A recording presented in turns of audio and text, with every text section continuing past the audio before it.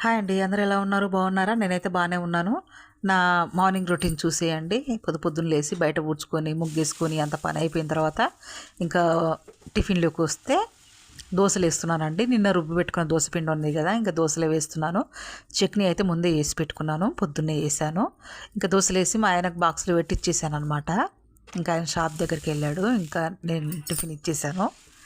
తర్వాత నేను కొంచెం టీ పెట్టుకొని తాగి నిదానంగా ఇంకా పిల్లలకి నాకు అని చెప్పి ఇంకా దోశలు వేసుకున్నాము. మా పిల్లలైతే ఇంకా దోశలు అట్లా తినరండి. ఒకటి వేస్తా ఉంటారని తింటారనమాట. అన్నీ ఒకసారి వేసి పెడితే అసలు తినరు. ఒకటి పెనం మీద ఉండాలి, ఒకటి వాళ్ళ ప్లేట్లో ఉండాలన్నమాట. అట్లయితే తింటారు శుభ్రంగా.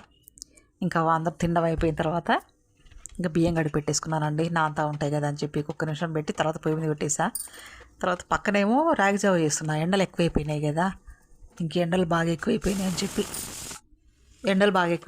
అని చెప్పి ఇంకా రాగి జావ చేస్తున్నానండి. ఇంకా దాంట్లో మజ్జిగ కలుపుకొని ఇంకా నేను షాప్ దగ్గరికి తీసుకొని వెళ్తా. పిల్లలు కూడా తాగుతారనమాట. అయితే గోకరకాయ కూర చేస్తున్నాను అనమాట. కూర అంటే కూర కాదు, ఫ్రై లాగా చేస్తున్నాను. ముందు గోకరకాయ పెద్ద పెద్ద ముక్కల్లాగానే కట్ చేసి పెట్టుకొని మిక్సీలో వేసి ఒక తిప్పుకోవాలండి. ఒకసారి తిప్పితే సరిపోతుంది, కొంచెం బరక్గా.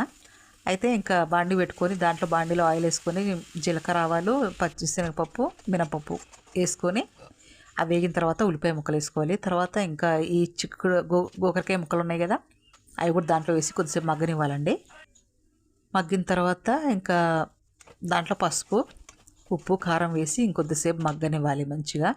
నీళ్ళేం వేయద్దు, అట్లాగే మగ్గనివ్వాలి. మగ్గిన తర్వాత కొంచెం ఎండు కొబ్బరి తురుము కూడా వేసుకొని చేసుకుంటే కూర చాలా బాగుంటుందండి.